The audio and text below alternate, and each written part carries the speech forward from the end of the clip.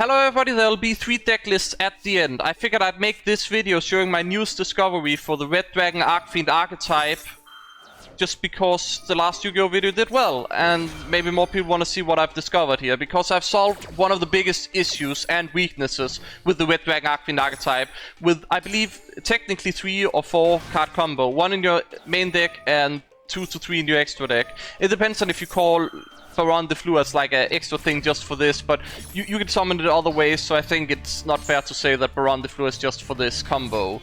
Now, in terms of the decks, also there's the only Link monster in the deck, but in terms of the deck, there's a 40 card version that is a bit more budget friendly, there's a 50 card version which is my preferred version, and then there's a 60 card version which is more like the side deck where you see all the options you can mix and match with on the 50 card version as an example. Now, here's the pretty much genius combination here.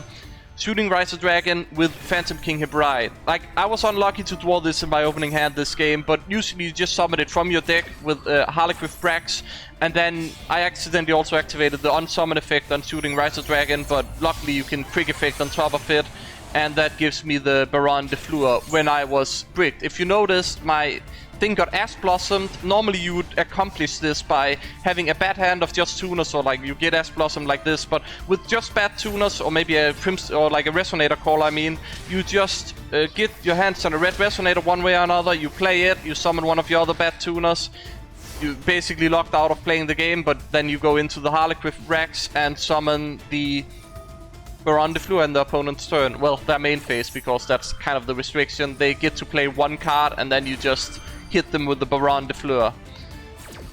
It's a really nice combo, and it makes a very good reason for having Baron de Fleur in your deck, aside from just it being one of the best synchro monsters currently in the game, I guess. Like, it's just a really good monster, and it works very well with Red Dragon Archfiend, even if it's not a Dark Dragon synchro monster.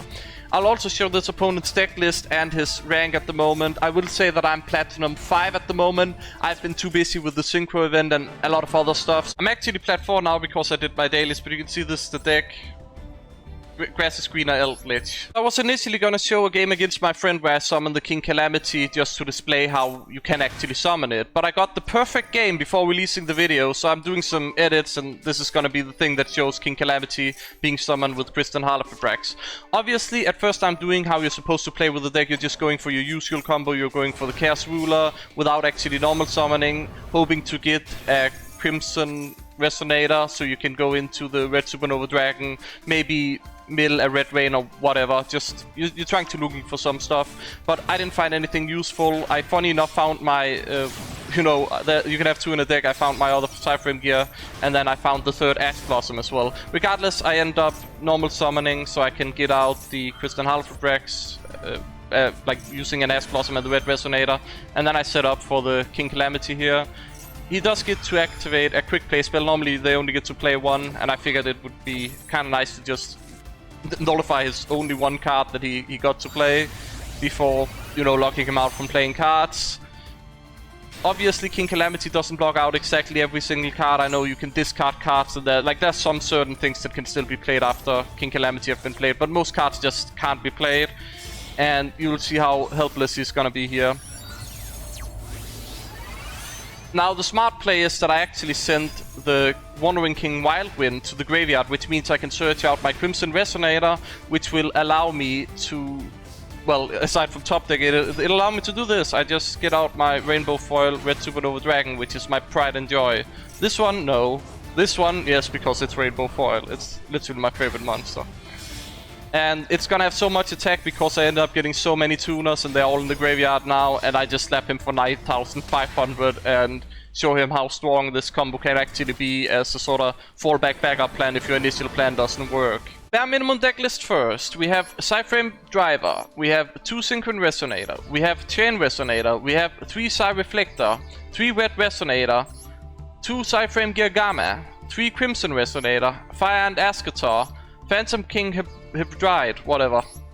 2 Ash Blossoms, 1 Assault Beast, 1 Wandering King Wildwind, 3 Assault Sentinel, 3 Ascator Dawnwalker, 1 Feather Duster, 1 Monster Reborn, 3 Resonator Call, Dark Ruler No More, Lightning Storm, 2 Emergency Teleport, 2 Called by the Grave, Assault Mode active for the Assault Mode engine, and a Red Rain.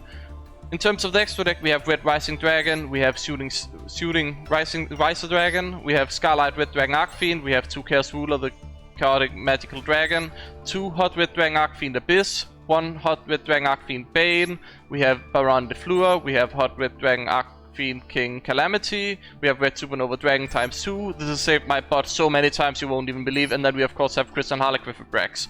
This extra deck is made with DD Dynamite in mind. If you want to, you know, build around, you can add any 2 synchro monsters you like if you don't care about it, or I would recommend you add Cyframe Lord Omega and Draco Berserker 10-0.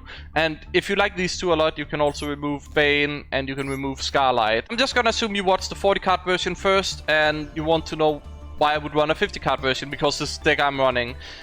The extra cards you add is a 1-for-1, 2 Max Cs, Infinite Impermanence, and then the Crossout Designators, as well as a Lightning Storm. You can also replace 1 Dark Ruler no more with a Forbidden Droplet. Obviously this sort of the deck is kind of focused on being able to Crossout Designate all the threats like Ash Blossom, which would absolutely screw you over, or if a Max C results against you, that screws you over as well. In terms of the extra deck, if you have no fear of, you know, DD Dynamite, you just add in these 2, and then this is your extra deck here. These are more niche, so you can remove them if you're not as experienced, but they're really nice when you have bad plays, in my opinion. And these are just nicer for long-term game, I guess, or if you aren't too sure how to use these 2. So it's really up to you what you prefer. I prefer this version of the extra deck. Finally, for the 60 cards, still very playable version of the deck, mainly because of Fire Formation Tenki, allowing me to have 3 more Assault Sentinels in the deck. The Evenly Matched doesn't synergize well with it, but you can cross out Designator it, or you can remove it and add in another Forbidden Droplet, because Forbidden Droplet can send these to the graveyard and then you can, you know, negate effects with it. If you're interested in a lot of the other cards, I mentioned those in the 40 and 50 card version respectively.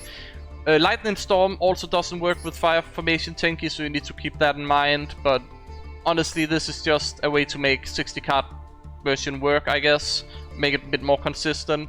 The main focus is of course having way more targets for Crossout Designator like Nibiru. You also just have Nibiru in case you need it, and it's a light monster so it works well with Chaos Ruler. You have Guardian, the multi-dimensional kaiju, obviously against Cook. Of course, if you go against DD Dynamite, you just remove Scarlight and Bane, or you remove the Omega and Draco Berserker, whichever pair you don't want. Hope you guys enjoyed this. I'll see you again next time.